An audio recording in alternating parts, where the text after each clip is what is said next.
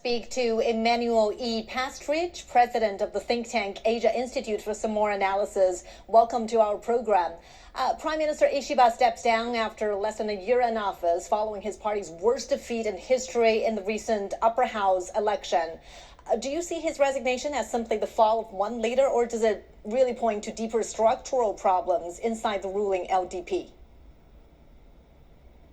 Well, Ishiba is the most sophisticated prime minister in recent history who managed to stay in power in the LDP while avoiding the sort of contempt for other nations shown by similar politicians. He delivered his resignation with a command of language that was impressive to me and quite different than professional politicians. Thousands of ordinary Japanese held demonstrations asking him not to quit, and he bravely stood up to the Trump administration and its demands for financial surrender and preparation for war. So I think this push to get Ishiba out really came from Washington, especially after the meeting of Trump, the IT firms Facebook, Google, and OpenAI, who really have said they won't tolerate independent candidates, independent politicians like Ishiba.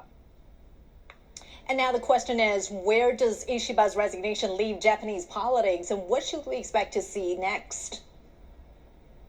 Right. Japan is the only G7 nation that has shown some independence from Washington's push for war, not racing in for war with Iran, Russia, or China.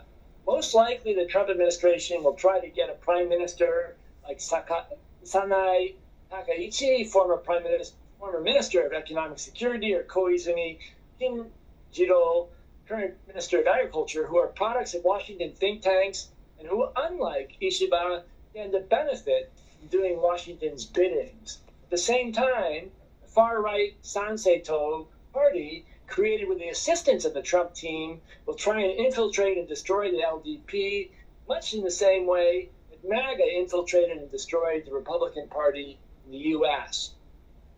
All right, Mr. Emanuel E. Pastridge, thank you so much for your analysis.